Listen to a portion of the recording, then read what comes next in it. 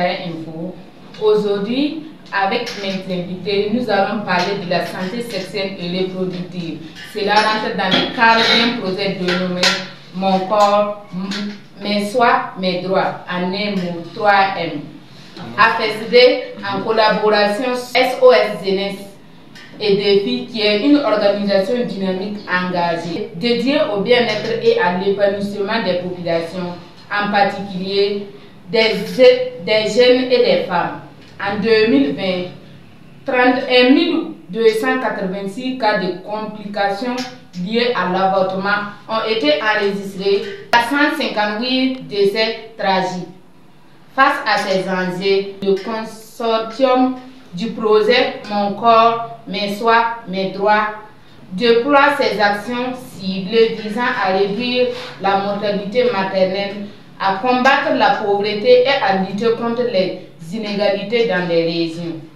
Pour en parler, nous recevons sur ce plateau spécial des invités. Nous avons Madame Saïbata, présidente de AFSD, Monsieur Iman Suleiman, responsable santé sexuelle et reproductive du district sanitaire à Kaya, Madame Zinta Sawadou, présidente de l'association des femmes leaders pour le développement du San-Maintenant. Il faut dire que l'AFSD est une association féminine créée en 2013 par des femmes, pour des femmes et des filles, et au grand bonheur de toute la population. Et cette association vise à contribuer à l'autonomisation et à l'épanouissement socio-économique des femmes et des filles dans un monde de paix. Si nous sommes là, c'est grâce à un partenaire. Et ce partenaire, c'est SOS Jeunesse et Défis. Et comme vous l'avez si bien dit au début, SOS Jeunesse et Défis est une association de jeunes très dynamique qui œuvre pour la promotion de la santé sexuelle et reproductive. En collaboration avec cette structure-là, nous mettons en œuvre le projet 3M, Mon corps, mes choix, mes droits. Il faut dire que ce projet-là vise à réduire la mortalité maternelle, à combattre la pauvreté et à lutter contre les inégalités au Burkina Faso. À cet égard, des émissions sont organisées. En tout cas, permettre aux femmes, aux jeunes, aux filles d'avoir suffisamment d'informations afin d'éviter les comportements à risque et les risques graves liés aux avortements clandestins qui chaque année fait de victimes. Que renferme la notion du SSR? Merci beaucoup. Nous allons donner comme définition la santé sexuelle et reproductive. Nous allons nous baser sur la définition de l'OMS. C'est un bien-être potable et sur le plan physique, sur le plan social et sur le plan mental de la personne humaine, pour ce qui concerne les organes génitaux, que ce soit chez la femme, que ce soit chez l'homme. Quand on parle de bien-être physique, ça renferme un peu les aspects où la personne va vivre sa sexualité et être épargnée d'un certain nombre de maux, tels que les infections sexuellement transmissibles, et tels que les hépatites B, et tels que le VIH, etc., etc. Ou bien même les différents traumatismes que nous connaissons aussi. La notion aussi de la santé reproductive, ça renvoie à ce que cette personne, cette femme qui décide, ou le couple, l'individu qui décide de procréer, puisse réellement le faire dans de bonnes conditions et sans complications, et que la famille soit heureuse et dans cet état de fait-là. Pourquoi avez-vous choisi de parler de la santé sexuelle et reproductive? Alors, nous avons choisi de parler de la santé sexuelle et reproductive compte tenu du contexte actuel. La situation actuelle, à cause de l'insécurité, il y a eu beaucoup de déplacements de la population des campagnes pour des villes moyennes vers les grandes villes. Ce qui fait que la population de Kaya a plus que doublé du fait des PDI. Et nous savons également que les conditions de vie dans ces sites d'accueil de PDI, ce n'est pas du tout facile. Les femmes, les jeunes filles, les hommes souvent se retrouvent dans des tentes ou dans des maisonnettes. Ce qui fait qu'il y a eu une recrudescence du nombre de viols. Et le nombre de grossesses indésirées également a augmenté. On a également la persistance de certaines maladies telles que les IST et le VIH-Sida. Et lorsque nous prenons le cas des grossesses précoces et non désirées, cela conduit à un nombre élevé également d'avortements clandestins. Et ces avortements clandestins causent des décès. Voilà un peu quelques raisons qui nous ont amenés à choisir ce sujet-là, ce thème, de parler de ce thème pour en fait donner des informations aux jeunes filles, aux garçons, pour que chacun puisse avoir la vraie information. Est-ce que vous avez quelque chose à ajouter? Merci bien. Ce que moi je voulais ajouter, il faut dire que si on parle de la santé sexuelle et reproductive au niveau de la jeunesse, il faut savoir que le taux est élevé et les risques de maladie et d'autres cas sont vraiment aussi élevés. Et ça joue négativement sur les familles, ça joue sur l'éducation des enfants, ça joue sur le développement de l'homme même et le développement même de notre nation. Donc dans ce sens, il faut que les jeunes sachent qu'ils sont les futurs bâtisseurs du Burkina Faso et nous aimons les voir vraiment bien portants pour pouvoir supporter les charges que nous avons déjà. Quelles sont les cibles concernées et les services disponibles? Les cibles concernant la santé sexuelle et reproductive, nous pouvons d'abord citer les femmes, qui sont les cibles premières de la santé sexuelle et reproductive. On peut citer quelques services à ce niveau.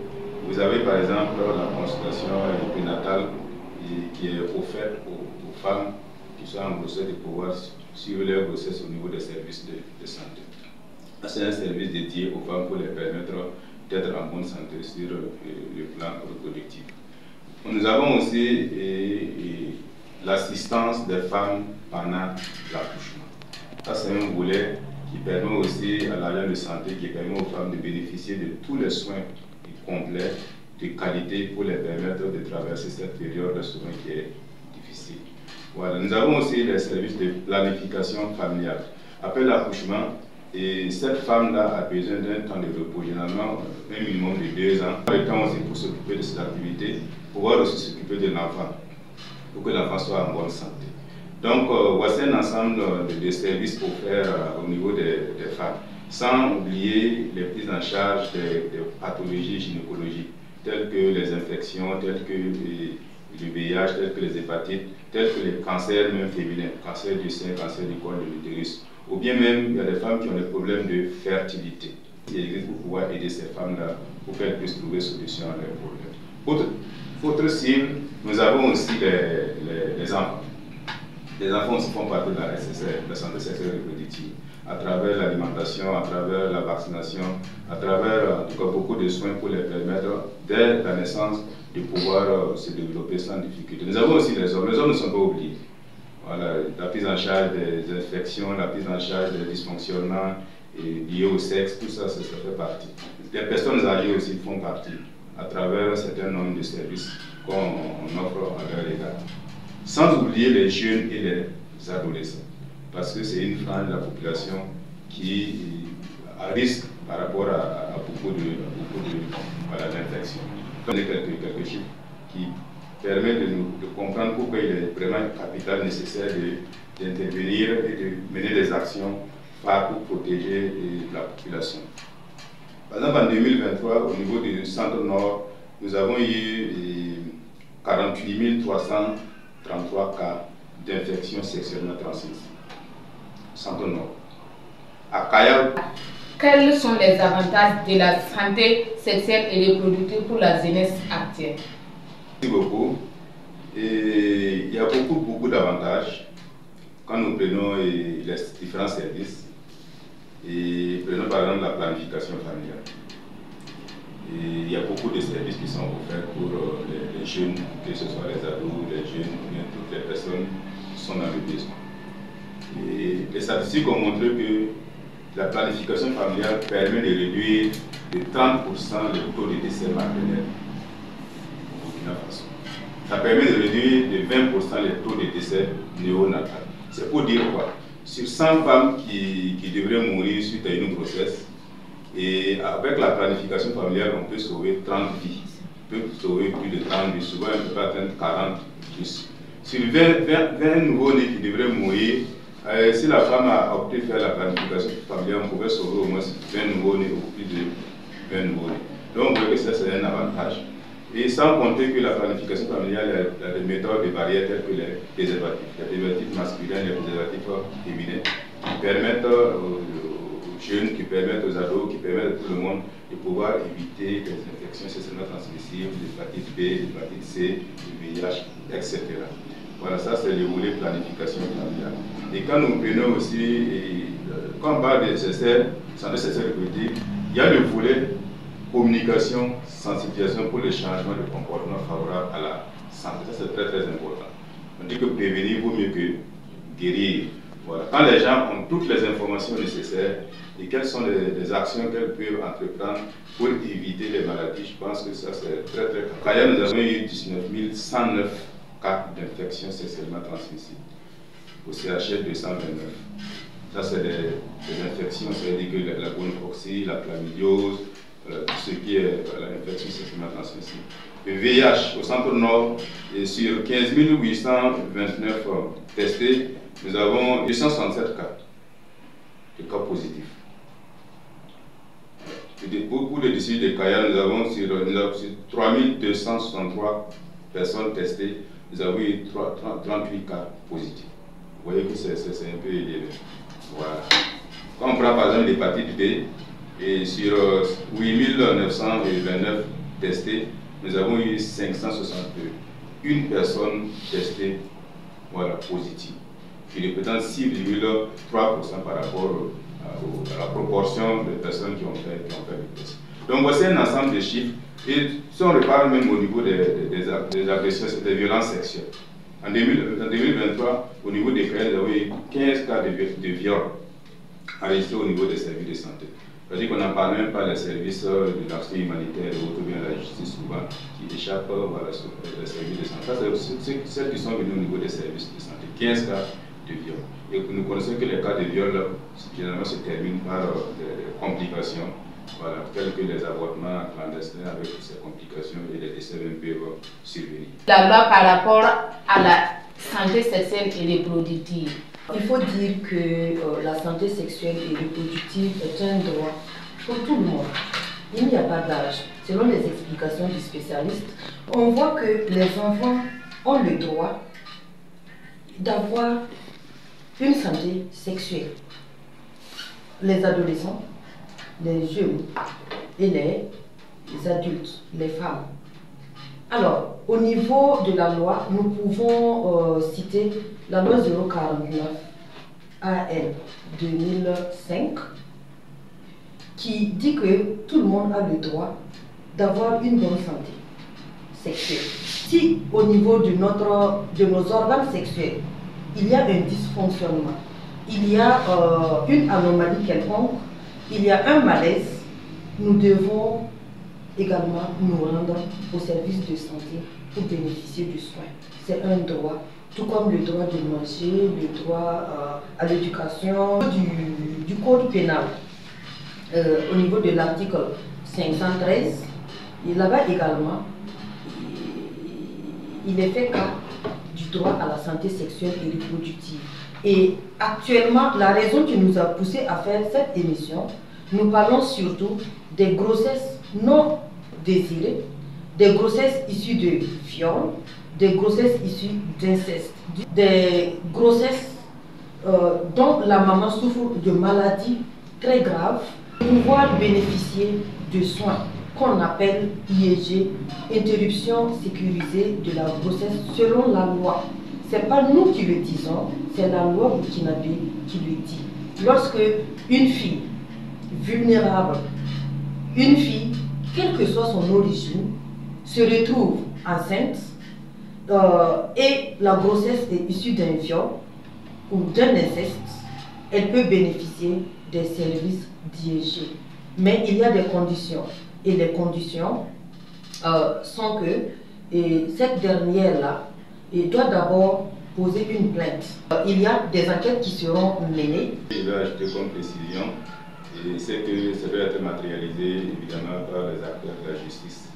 Voilà. Et pour que la femme puisse bénéficier de ce service-là, il faut qu'elle soit dans les délais édictés par la loi. Ça veut dire dans les 14 semaines d'aménorrhée. C'est-à-dire que si elle a été victime de viol, elle ne doit pas attendre 5 mois, 6 mois et venir chercher de l'aide. Voilà. Dès les 24 heures, les 48 heures, elle peut se rendre dans une formation sanitaire pour pouvoir bénéficier d'un certain nombre de soins et prévenir les infections, prévenir la grossesse. Voilà. S'il y a des traumatismes, on puisse la soigner.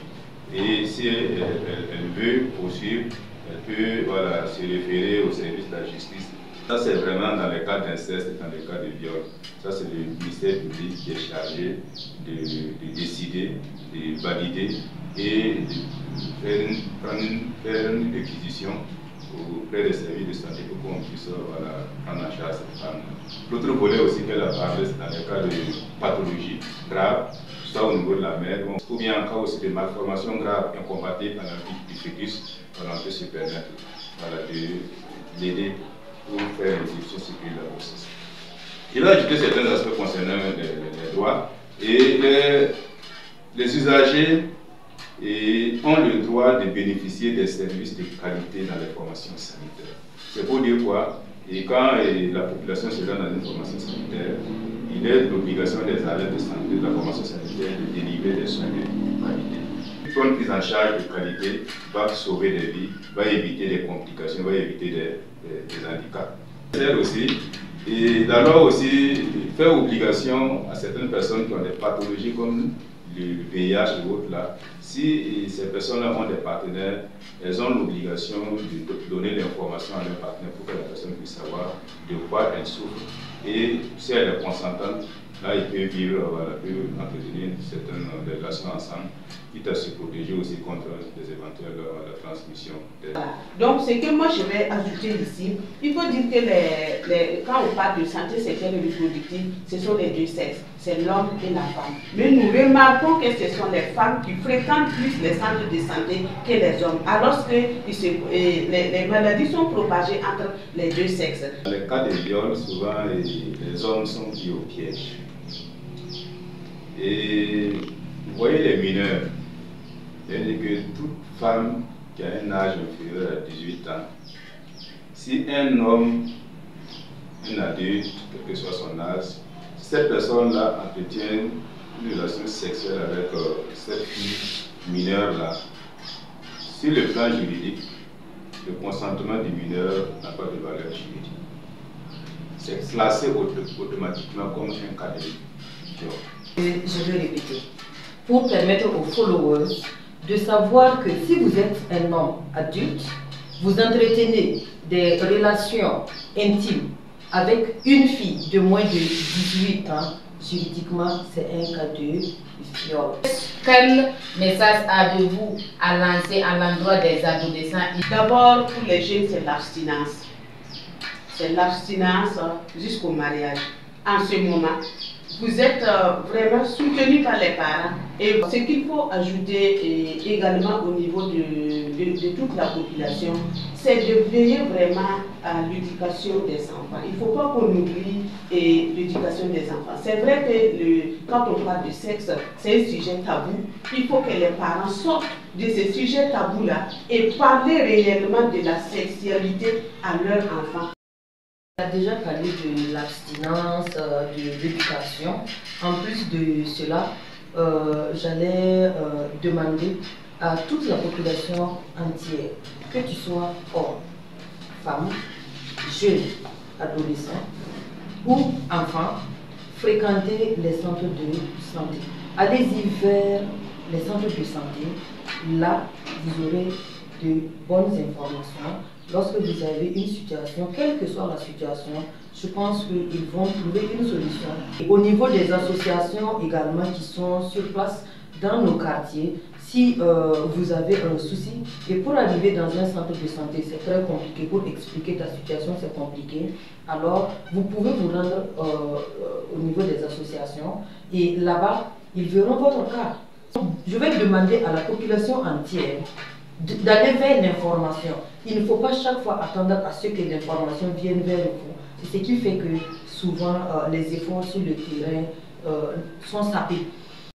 Merci beaucoup. Je pense qu'elles ont tout dit, hein, et inviter la population à fréquenter les services de santé qui sont ouverts 24 h sur 24, 7 jours sur 7, avec des personnels disponibles et qui sont prêts à leur offrir des services de qualité pour permettre à toutes les cibles, les enfants, les femmes, les jeunes, les ados, les hommes, même les personnes âgées, que chacun puisse être satisfait, vivre une vie sexuelle satisfaisante, sûre, et aussi avoir la possibilité de procréer dans de bonnes conditions et de vivre heureuse en famille.